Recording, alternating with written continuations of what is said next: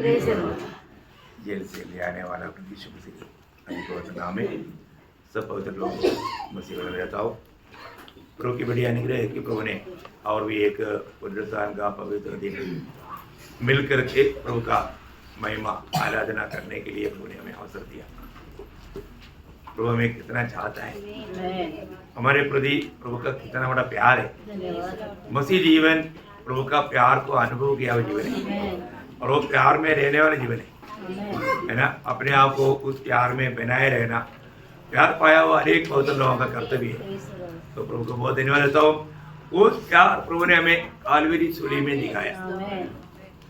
कालवरी सूली प्रभु का प्यार का प्रदर्शनशाला है ना। वहाँ पर जब हम देखता है वो कैसा प्यार है हम बयान नहीं कर सकता है ना। प्रयोग जब मनुष्य परमेश्वर से पाप करके दूर हो गया, मनुष्य महिमा से रहित हो गया। मनुष्य प्रभु के सामने आने के लिए वो योग्य नहीं था, तो योग्य होने के लिए उन्होंने अपनी तरफ से परिश्रम किया। वो है अंजीर का पत्ता। अंजीर की पत्ता बना करके, लुंगी बना करके प्रभु के सामने खड़ा होने के लिए उन्होंने कोशिश किया। वो है प्रयोग। कोई भी हमारा अंजीर का पत्ता वो लुंगी किसको दिखाता? हमारे धर्म के कामों को। हम लोग कोई भी अपनी धर्म के कामों के कारण प्रभु के उपस्थिति में नहीं आ सकता। परंतु वहां पर हम उत्पत्ति 3 अध्याय 21 वचन में और यहोवा ने आदम और उसकी पत्नी के लिए चमड़े के अंगरखे बनाकर उनको पहना दी। हाँ, देखिए प्रभु के सामने खड़ा होने के लिए प्रभु ने उनके लिए एक वस्त्र बनाकर दिया। उसके लिए एक मेमना वधु हुआ है ना। हमारे जीवन में जब हम पुनरुत्थान का दिन में जब एकत्रित होता है तो हमारे बीच में प्रभु का मेष है।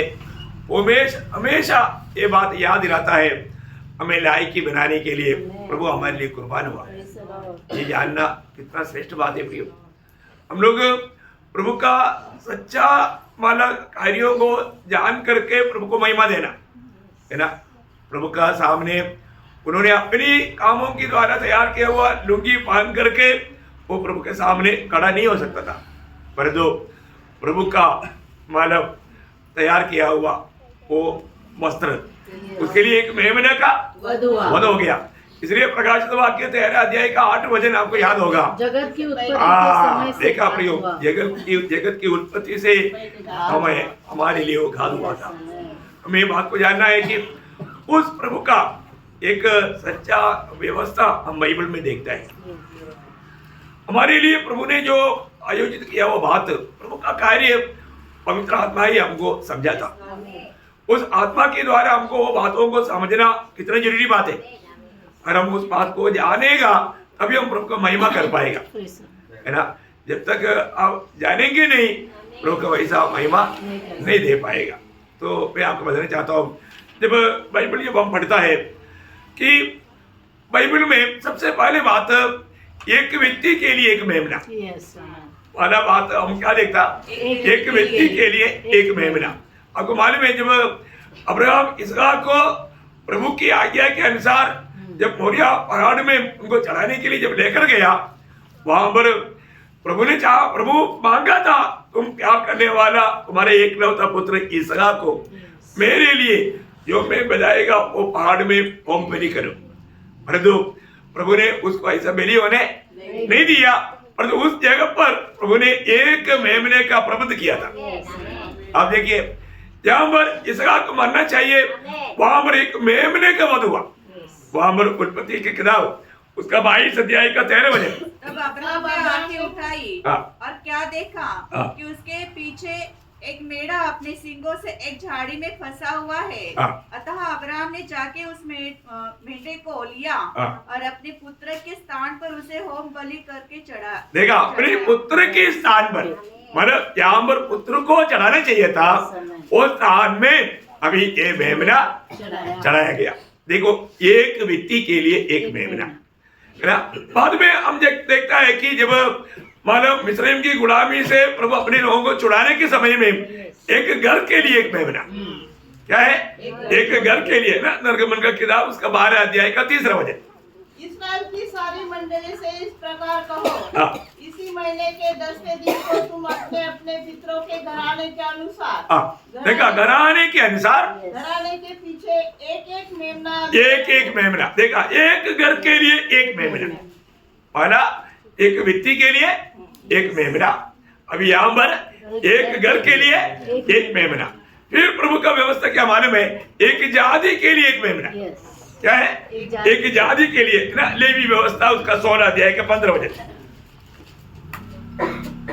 लेवी व्यवस्था उसका 16 अध्याय का 15 पाप बलि के बकरे को हाँ। जो साधारण जनता के लिए होगा हाँ। बलिदान करके उसके लहू को बीच वाले पर्दे के भीतर ले आए, और जिस प्रकार बछड़े के लहू से उसने किया था ठीक वैसा ही वह बकरे के लहू से भी करे।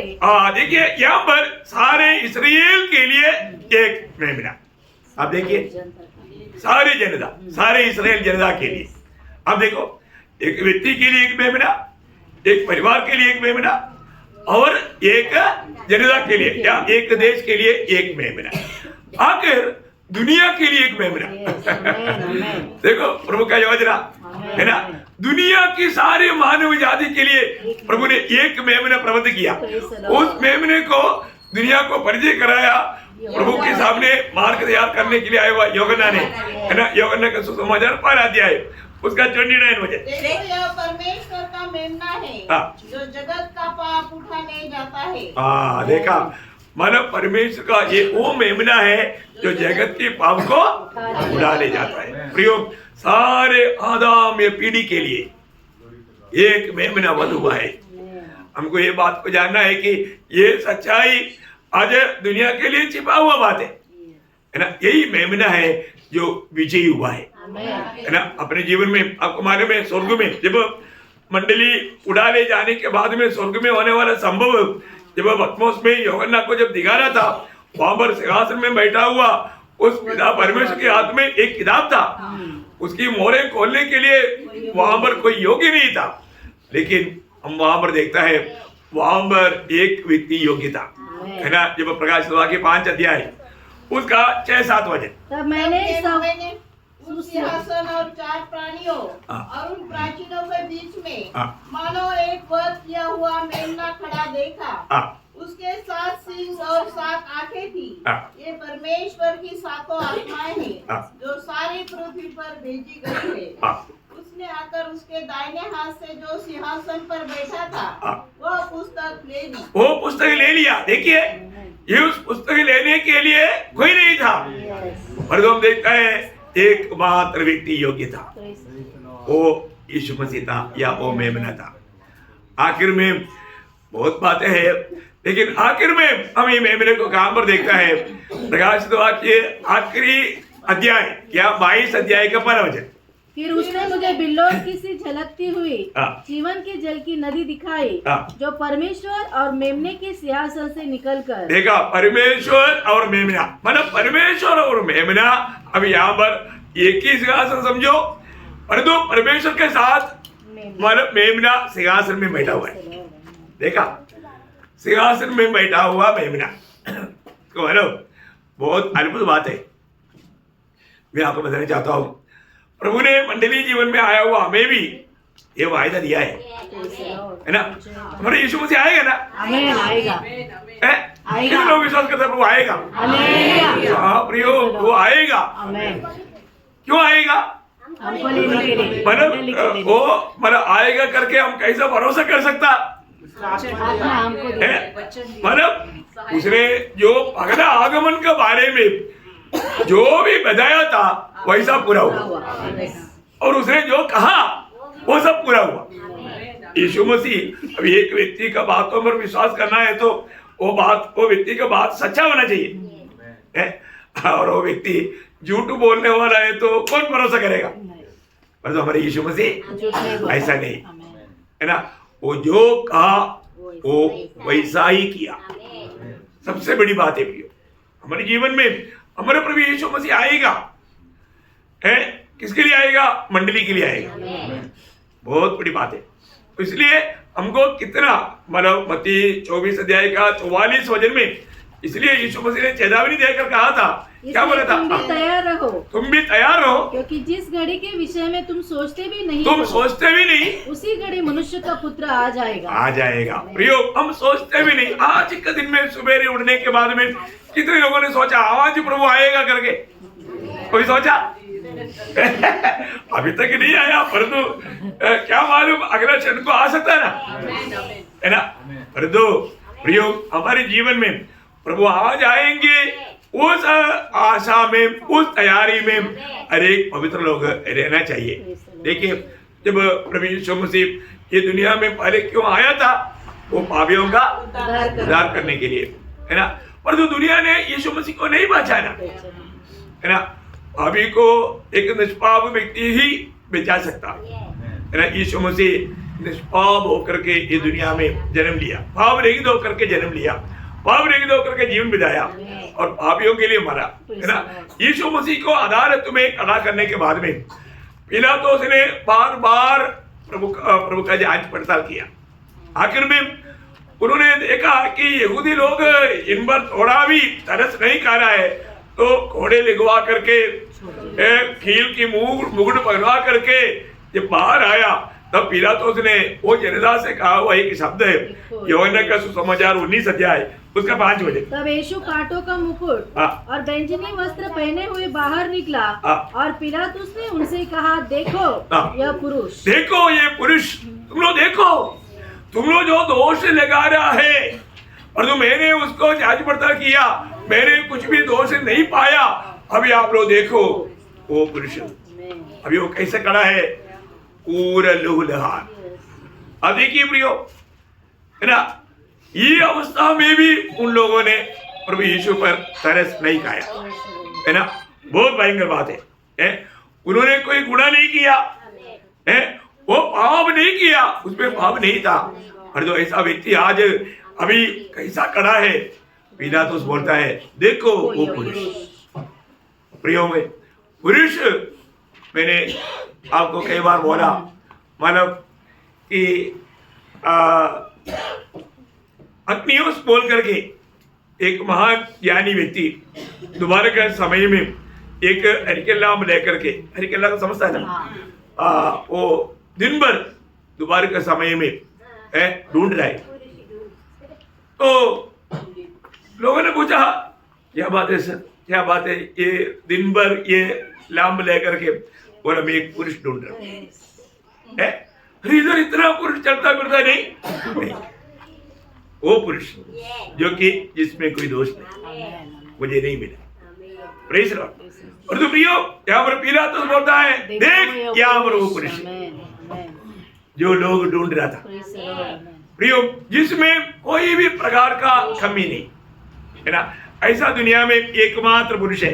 तो इस पुरुष का बारे में पवित्रता जकरिया खाने के टाइम पर आत्मा में कहता है, जकरिया ने भी किताब उसका 13 अध्याय उसका 7 वजह, सेनाओं के यहोवा की यह वाणी है, हे तलवार मेरे ठहराए हुए चरवाहे के विरुद्ध, अर्थात जो पुरुष मेरा स्वजाति है, मेरा स्वजाति। देखो, जो पुरुष जो मेरा स्वजाति है, बोलेगा तो मेरा स्वजाति है, बोलेगा तो परमेश्वर है।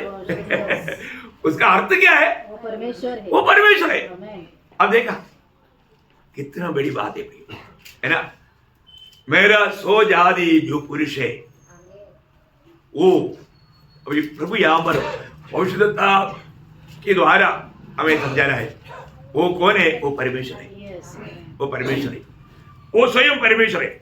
और इतना ही नहीं, जब मतलब प्रेरितों का 2 अध्याय में पेंतुकोस्त के दिन की प्रचार का बीच में पत्रोस बोलने वाला एक शब्द, प्रेरितों का 2 अध्याय उसका 22-23 वजह, हे इस्राएलियों, ये बातें सुनो। यीशु नासरी एक मनुष्य था जिसका परमेश्वर की ओर से होने का प्रणाम उन सामर्थ के कामों और आश्चर्य कामों और चिन्ह से प्रकट है जो परमेश्वर ने तुम्हारे बीच उसके द्वारा कर दिखाए, जिसे तुम आप ही जानते हो।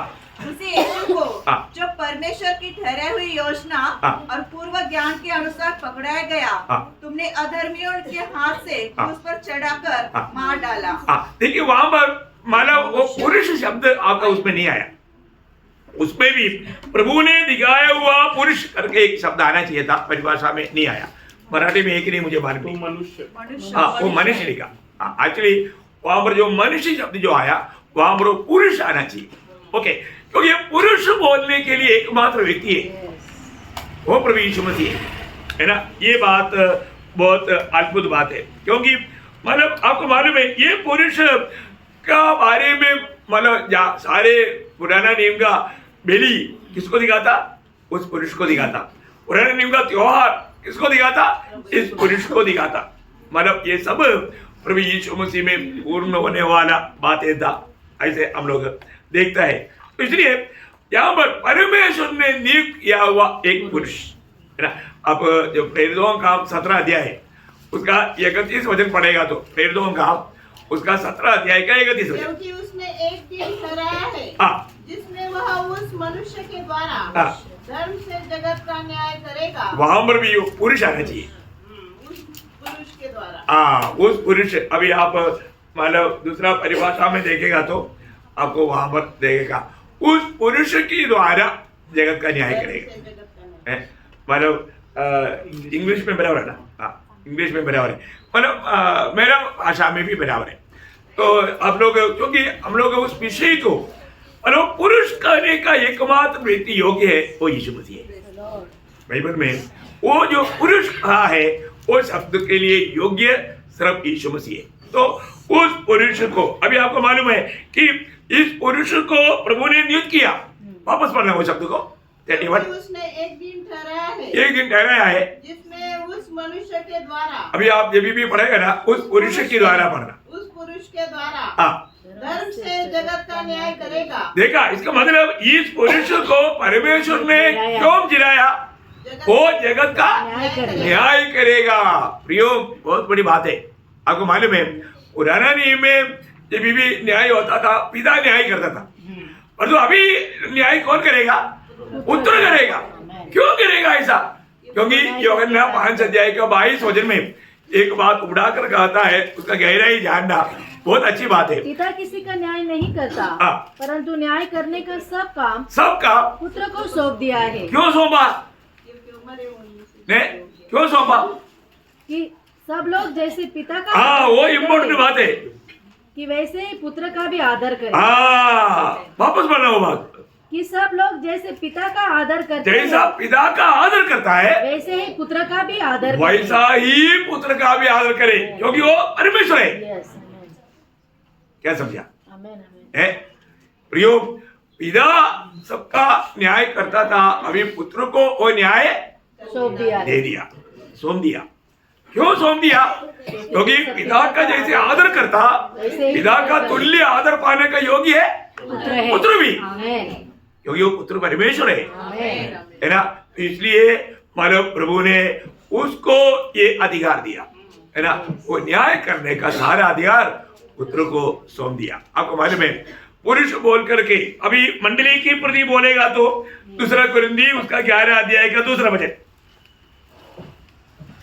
क्योंकि मैं तुम्हारे विषय में ईश्वरीय धुन लगाया रहता हूँ, इसलिए कि मैंने एक ही पुरुष से। देखो वहां पर बराबर आया, एक ही पुरुष। प्रियो, एक ही पुरुष है।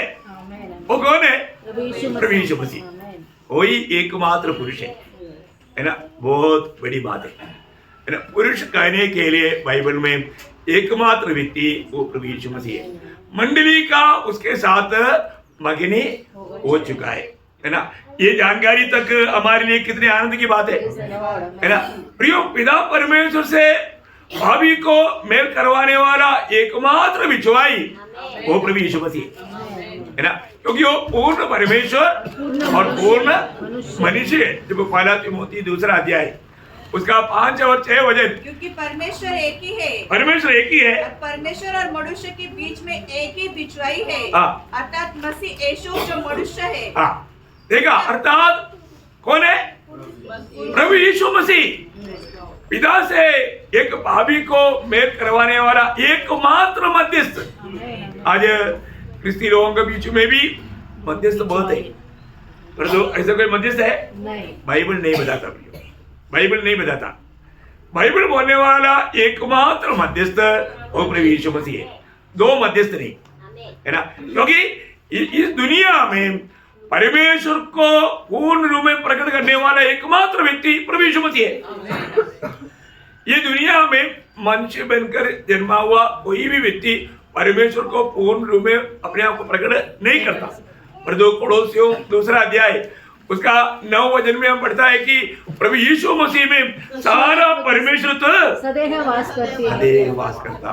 कितना बड़ी बात है, मतलब यीशु मसीह में सारा परमेश्वर का सारा गुण है, देह रूप में वास करता। बहुत अद्भुत बात है। वो हमारे लिए बलिदान हुआ। क्यों बलिदान हुआ? क्योंकि हमें उस परमेश्वर का संतान बनाने के लिए। हम लोग देखिए, हम लोग एक एक वचन पढ़ने के समय में अगर आत्मा में पढ़ेगा तो मैं आपको बताऊं वो वचन हमको ऐसा छुएगा जबकि हमारा दिल टूटेगा, हम आंसू बहाएगा।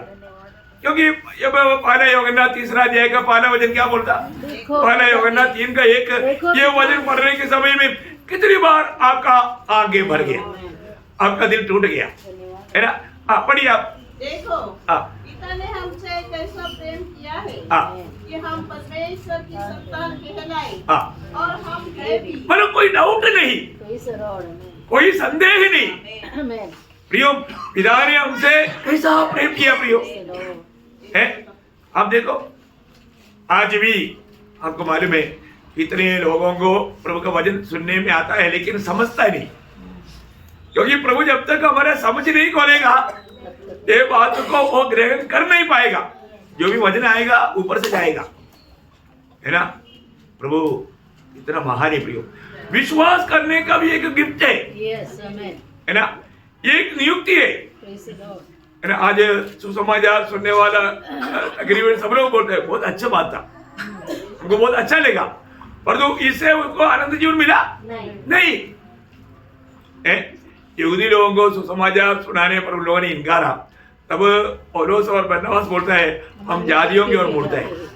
जातियों की ओर मुड़ा तो जाति के लोगों में जो प्रभु के लिए अनंत जीवन पाने के लिए नियुक्त किया था वो आनंदित हो गया। कारण क्या मालूम है? जो प्रेरितों का उसका 13 अध्याय का 48 वचन में उसके आखिरी भाग में लिखा है जितने अनंत जीवन के लिए ठहराए हुए थे उन्होंने विश्वास किया।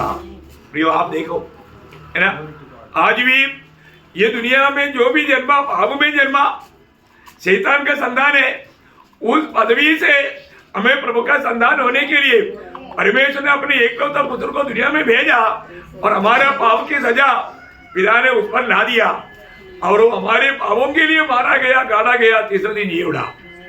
ये सच्चाई दुनिया भर में प्रचार में बताता है लेकिन सब लोग विश्वास करता है क्या? जो भी विश्वास करेगा, देखिए प्रियो, ये बहुत बड़ा पवित्र आत्मा एक व्यक्ति का दिल में काम नहीं करेगा तो उसको पाप का ज्ञान नहीं आएगा, है ना। पवित्र आत्मा एक अभी यहाँ पर बैठा हुआ अरे के हमारे निकट में प्रभु का आत्मा, प्रभु सब है लेकिन काम नहीं करता। क्यों नहीं करता? क्योंकि उनका मन प्रभु के ओर एकाग्र नहीं। वो एक एकाग्र दिल से, हमको मालूम है जब कॉर्नेलियस का भवन में जब मालूम पत्रोस प्रचार कर रहा था तो वहां पर एक शब्द क्लियर लिखा जब प्रेरितों का 10 अध्याय का 44 है। पत्रोस ये बातें कह ही रहा था। ये पवित्र आत्मा वचन के सब सुनने वालों, देखा, सब सुनने वाला। क्या समझा? सब सुनने वाला का अर्थ क्या? ध्यान देकर। हाँ, ऐसा नहीं इधर कुछ आवाज हो रहा है तो हमारे कानों से गया, कुछ आवाज आया, ऐसे क्या? नहीं, उन लोग वचन पर ध्यान दे करके, क्योंकि हम सब वहां पर कॉर्नेलियस दिया हुआ गवाही आपको याद होगा उसका 33 वचन का 10 अध्याय का 33 का आखिरी भाग। अब हम सब यहाँ परमेश्वर के सामने है ताकि जो कुछ परमेश्वर ने तुझसे कहा है, देखा, परमेश्वर ने तुझसे कहा है सुने, तुझसे सुने। प्रियो एक बात जानना, हम लोग प्रभु की उपस्थिति में है और प्रभु की आलोचना सुन रहा है, ये बात का भी महत्व बहुत लोगों को नहीं। कितना दुखदायी बात है ना। आज बहुत लोग जाने अनजाने वो प्रभु के उपस्थिति में आने के बाद में भी सजा का कारण बन जाता है, दंड का कारण बन जाता, क्योंकि वो प्रभु को सम्मान ना करते हुए, आपको मालूम है प्रभु का तुच्छ करना बोलेगा तो भयंकर सजा का बात है, कोई हल्की बात नहीं हुई। प्रभु का भय मान करके प्रभु को उपस्थिति में होना बहुत जरूरी बात है ना। अभी हमारा आया हुआ एक व्यक्ति को प्रभु की और पूरा तन मन लगाया नहीं, उनका अंदर और भी कोई विचार चल रहा है, प्रभु उस पर भी न्याय करेगा। तो मेरी उपस्थिति में होकर के तुम कौन सा नाटक खेलना था, ये उत्तर देना पड़ेगा भाई, क्योंकि प्रभु हमारे विचारों को जानता है, हमारा मन में क्या चिंता क्या विचार हो रहा है प्रभु जानता है। प्रेज़ द लॉर्ड, उसको अच्छी तरह से पहचाना और हम सही प्रकार प्रभु को सम्मान नहीं करेगा। अभी कॉर्नेलियस का भवन में जो लोग वचन सुन रहा था उन पर बोले का मतलब प्रभु का वचन जान करके सुनने वाला।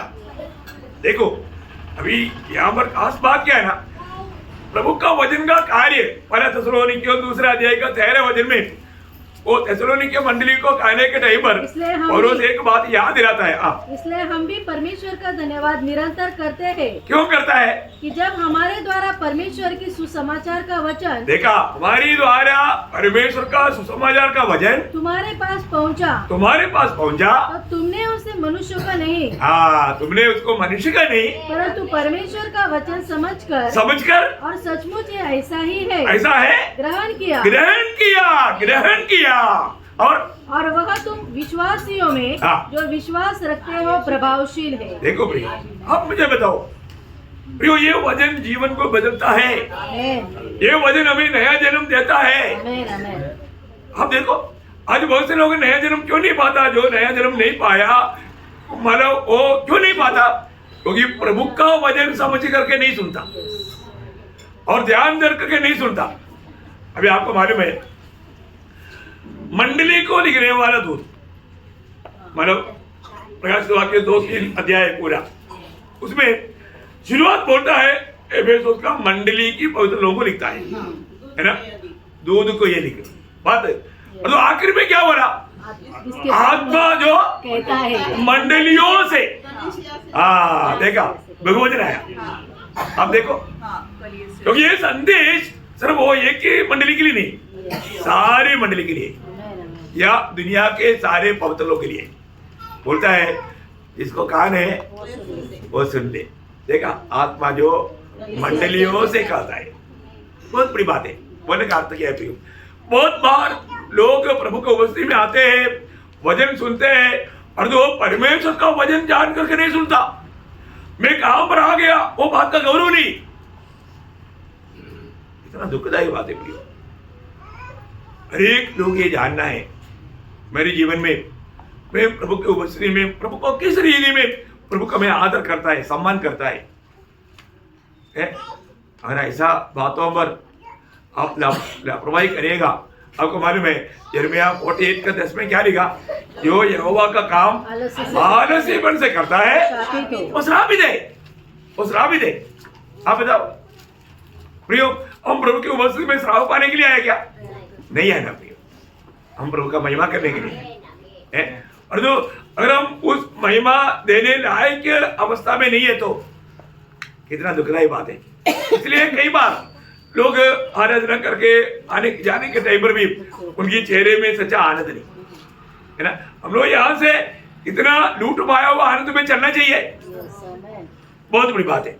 इसलिए मतलब आज प्रभु ने हमें प्रभु का संतान बनाया तो हमें ईश्वरीय स्वभाव का भागीदार बनाया, बराबर है ना। है दूसरा पत्रोस उसका पहला अध्याय उसका 4 वचन की आखिरी बात, ईश्वरीय स्वभाव के जो संसार में बुरी अभिलाषा से होती है, उत्तर ईश्वरीय स्वभाव के संभागी हो जाओ। देखा, हमें ईश्वरीय स्वभाव का मतलब भागीदार बनाया। ईश्वरीय स्वभाव का भागीदार बोलेगा तो आपको मैं बताता हूँ, ये जीवन में हमारा इसको स्वरूप बोलता है। किसको क्या बोलता? स्वरूप, ईश्वर का स्वरूप। हम लोग मतलब ईश्वर का या परमेश्वर का स्वरूप में भागीदारी में बढ़ते जाना है। जब पुराण पाए हर एक बहुत लोग इसको थोड़ा थोड़ा गहराई में समझना, ध्यान से समझना। जब रोमियो 8 अध्याय के 29 वचन क्या बोलता? रोमियो 8 अध्याय के 29 वचन, क्योंकि जिन्हें उसने पहले से जान लिया है उन्हें पहले से ठहराया भी है कि उसके पुत्र के स्वरूप में हो। हाँ, कैसे हो? पुत्र के स्वरूप में। स्वरूप यस, क्या है? स्वरूप अंदर की बात, अंदर का रूप। क्या समझा? अंदर की बात, अंदर का रूप। हाँ, अंदर का स्वभाव, बहुत बड़ी बात है। स्वरूप का अर्थ है यीशु मसीह का अंदर का स्वभाव। यीशु मसीह का अंदर का स्वभाव क्या क्या है? एक प्रेम है, करुणा है, अनुग्रह है, मतलब दीनता है, क्षमा है।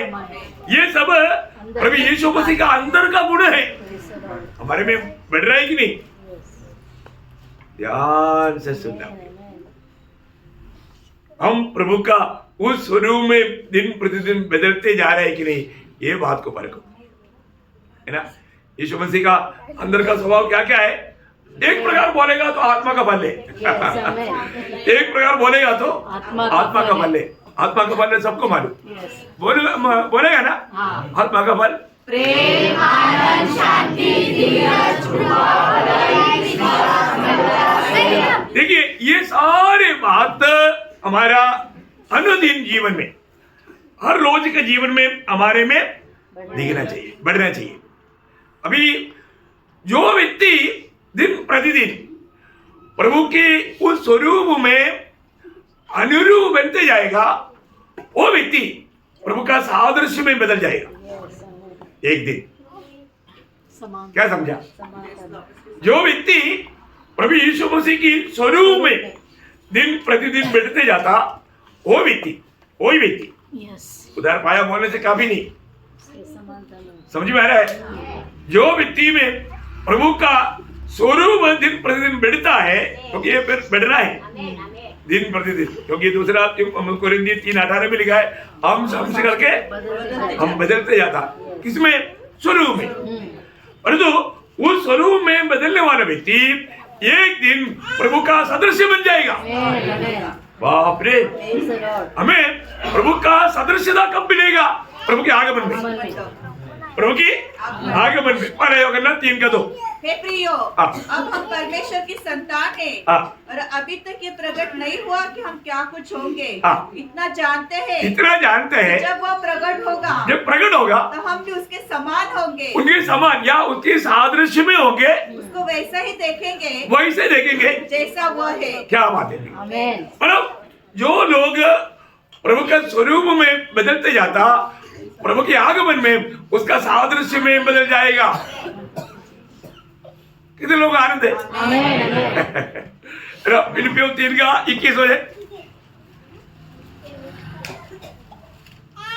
वह अपनी शक्ति के उस प्रभाव के अनुसार जिसके द्वारा वह सब वस्तुओं को अपने वश में कर सकता है, हमारी दीनहीन देह का रूप बदलकर अपनी महिमा की देह के अनुकूल बना देगा। देखा, बाहर का रूप वो महिमा का शरीर का अनुरूप बनाएगा।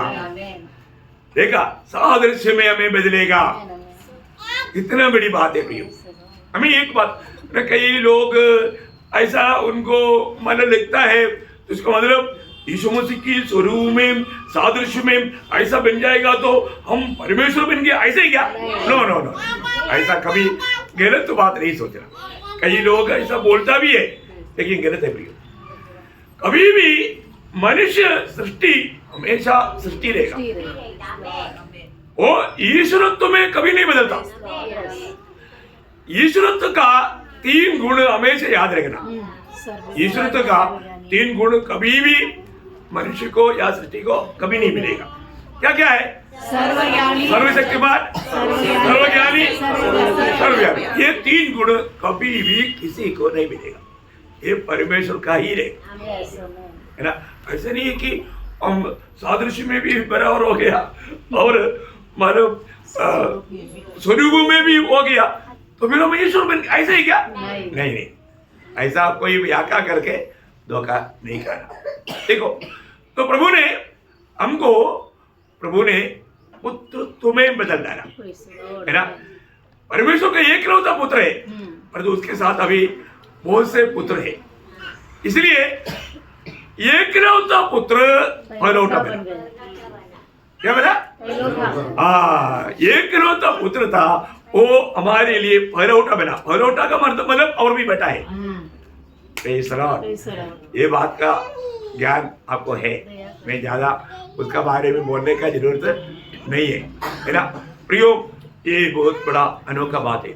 ये प्रभु में बुलाहट पाने के बाद में प्रभु का हमारे प्रति पद्धति के बारे में एक सच्चा समझ रखना अरे बहुत लोगों का कर्तव्य है ना। ये एक दिन हम लोग प्रभु के आगमन में अभी रोज हमारे जीवन में और रूपांतर प्रक्रिया बढ़ रहा है। कैसा? ये वचन हम स्वीकार था। देखिए जब याकूब पहला अध्याय उसका 19 से 21 में पढ़ना। हे मेरे प्रिय भाइयों, यह बात तुम जान लो, हर एक मनुष्य सुनने के लिए तत्पर और बोलने में धीर और क्रोध में धीमा हो, ताकि मनुष्य का क्रोध परमेश्वर के धर्म का निर्वाह नहीं कर सकता। इसलिए सारी मलिनता और बैर भाव की बढ़ती को दूर करके उस वचन को नम्रता से ग्रहण कर लो, जो हृदय में बोया गया और जो तुम्हारे प्राणों का उद्धार कर सकता है। क्या बात है ना। ये वचन आने के समय में ये वचन को हमें नम्रतापूर्वक ग्रहण करना है। ग्रहण करना किस लिए? प्राण का उद्धार के लिए। देखा, हमारा आत्मा का उद्धार हो गया, वो एक क्षण में हो गया है ना। हमने जिंदगी में क्या हुआ? सारा पाप का क्षमा एक क्षण में मिल गया। परंतु प्रियो, आज हमें अपने प्राण का उद्धार में हमें आगे बढ़ने के लिए ये वचन को नम्रता से ग्रहण करना है। नम्रता से ग्रहण करना। पर जो आप वचन सुना, इस वचन को ग्रहण नहीं किया तो ये वचन आपका प्राण के उद्धार में आप बढ़ेगा नहीं, है ना। बहुत अनमोल बात है। वही बात अला पत्रोस दूसरा अध्याय का 1-2 वचन में पत्रोस भी याद दिलाता है। इसलिए सब प्रकार का बैरभाव और छल और कपट और डाह और निंदा को दूर करके इन बातों को देख करके नहीं, इसको दूर करके नए जन्मे हुए बच्चों के समान निर्मल आत्मिक दूध की लालसा करो। देखा, ये निर्मल दूध प्रियो, दुनिया में जो भी मिलता है सब मिलावट है, परंतु निर्मल दूध आज वो वचन में तक के लोग मिलावट कर रहे हैं। उन दिनों में भी मिलावट करते थे। प्रेरित पौलुस दूसरा अध्याय का 17 वचन में बोलता है, क्योंकि हम उन बहुतों के समान नहीं, जो परमेश्वर के वचन में मिलावट करता। वचन में लोग मिलावट कर रहे हैं, सत्य वचन नहीं दे रहा है ना।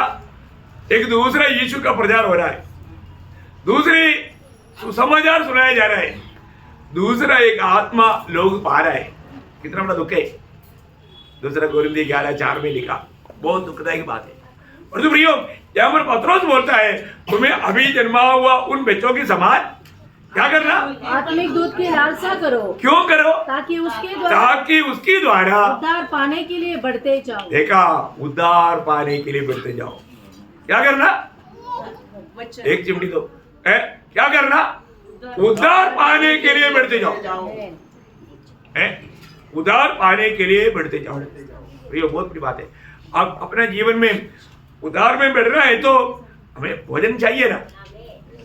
हमारा वो खाना पीना प्रभु का वचन है। आज हम जब प्रभु के उपस्थिति में आता है तो हम लोग क्या बोलता है? परमेश्वर, ऐसा बोलता है क्या? नहीं, अब्बा पिता, ये पिता का। क्यों? क्योंकि हमने नया जन्म पाया, हमने पुत्रत्व की आत्मा पाया।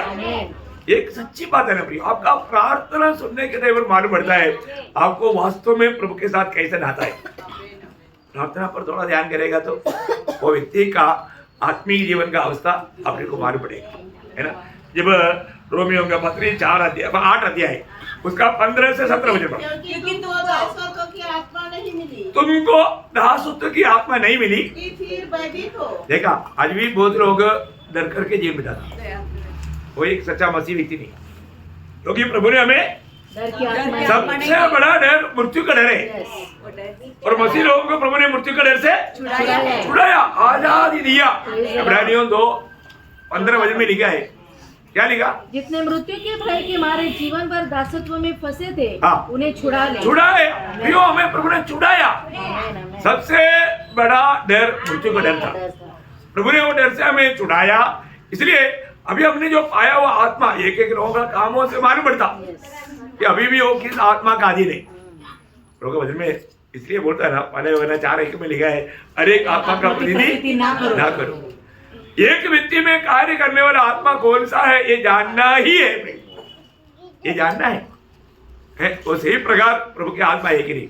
अभी यहाँ पर रोमियो 8 अध्याय, वापस आगे पढ़ना। क्योंकि तुमको दासत्व की आत्मा नहीं मिली कि फिर भयभीत हो, परंतु नए पालक की आत्मा मिली है, जिससे हम हे अब्बा हे पिता कहकर पुकारते हैं। कितना बड़ी बात है, हमें हे अब्बा पिता कहने के लिए पुत्रत्व की आत्मा मिला है।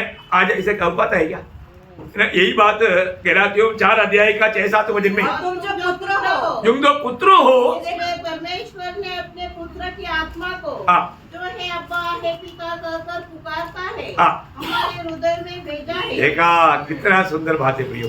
आज भी हर को ये वचन सुनने के समय में क्या आपने हे अब्बा पिता कहने वाला वो पुत्र की आत्मा पाया है कि नहीं है? आपने उस आत्मा को नहीं पाया तो प्रियो, अब कितना भी भक्ति करता है, आपका भक्ति का कुछ मूल्य नहीं। आप टाइम पास के लिए यहाँ पर आया, और इतना ही नहीं, ये वचन सुनने के कारण और भी आप दंड का योग्य बनेगा। कितना भाई की बात है।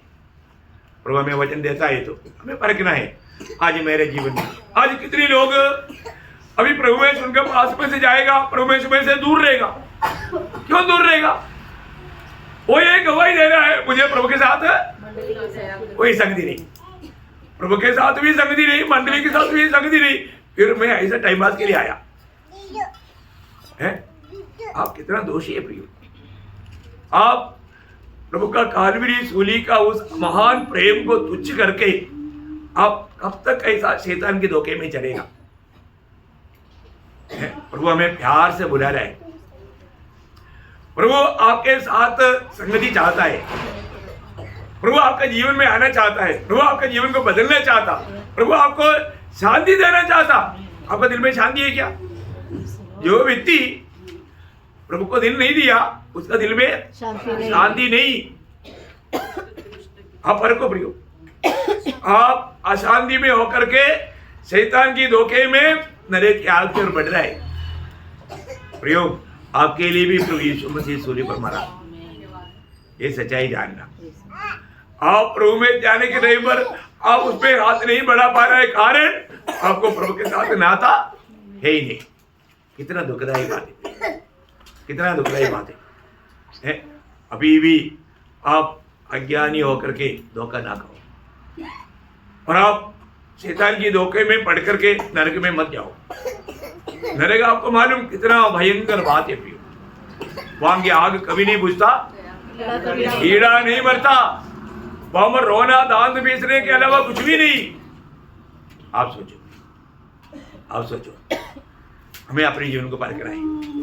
मेरे जीवन में आज मैं किस तैयारी में, आज भी प्रभु का मेष हमारे बीच में है, थोड़ी देर में ये मेष हमारे सामने से गुजरेगा, क्या मैं उसमें हाथ बढ़ा पाएंगे? मैं प्रभु की संगति में रहता है क्या? क्योंकि मेष में शामिल होने वाला व्यक्ति एक बात का गवाही देता है, मेरे लिए प्रभु मरा और आज मेरा जीवन प्रभु के लिए। परिक्रम आज मैं प्रभु के लिए जी रहा है क्या है? आपने पुलिस का यूनिफॉर्म पहना पर तो घर में चपाती बना रहे रोज है, और बाहर ऐसा पुलिस के यूनिफॉर्म में घूमेगा। कोई ओरिजिनल पुलिस आकर के आपको आइडेंटी कार्ड पूछेगा, नहीं मिलेगा, क्या होगा? सेंट्रल जेल नजदीक है, पकड़ कर उधर डालेगा, क्योंकि उसने लोगों को धोखा दिया, फंसाया। देखो कितना भयंकर बात है। है ना। ट्रेन में पिछले दिन में एक टीटी थोड़ा आराम करने के लिए लेटा था, टीटी का कोट निकाल कर डाला था। एक जवान क्या किया, टीटी का कोट बांध करके जा करके लोगों का चेक करके कई लोगों को से पैसा लूटा, पकड़ा। दूसरा एक टीटी देखा, ये नाम नेम प्लेट है ना, ये तो उसका कोट है, ये कैसे पहना, पकड़ लिया भाई। पकड़ने के बाद फिर क्या होता है आपको पता है ना। आज कितनी लोग अपने आप को क्रिस्ती बोलकर चल रहा है, पर जो नया जन्म नहीं पाया, उधार नहीं पाया, मसीह की आत्मा नहीं पाया, क्रिस्ती है क्या? नहीं है ना प्रियो। आप भयंकर धोखा में, क्योंकि रोमी 8 का 9 वचन का अभी पाठ आपको मालूम, इसमें मसीह का आत्मा नहीं, मसीह की आत्मा जिसमें नहीं तो वह उसका जन नहीं, उसका जन नहीं। प्रियो, आप मसीह का जन ना बनते हुए आप कितना भयंकर धोखा खा रहा है, ये बात को कभी भूलना नहीं है। अपने जीवन में हमें पार कर देखना है। मैं आज सचमुच में एक सच्चा मसीह के जन है क्या? मसीह के जन बन करके जीवन बिताना एक कितना जरूरी बात है। और हम सच्चा मसीह के जन नहीं बनेगा, सच्चा जीवन नहीं बिताएगा, कितना बड़ा धोखा हो जाएगा। हमें पार करना। प्रभु ने हमें कितना अच्छा अच्छा अवसर दिया, लेकिन लोगों को ये सब एक तमाशा का रूप है। नहीं प्रभु, ये एक तमाशा नहीं, बहुत सीरियस बात है। अपने आप को परखना चाहिए, अपने आप को जांचना चाहिए। अभी भी प्रभु आपको बुला रहा है। प्रभु का कालवरी सूली का लहू आपके लिए बहाया, ये सच्चाई से अनजान नहीं रहना। अब ये सच्चाई पर विश्वास करना और प्रभु का गौरव करके जीवन बिताना। तो प्रभु ये वचनों के द्वारा सब पवित्र लोग को आशीष दे, प्रभु को महिमा मिले। आमीन।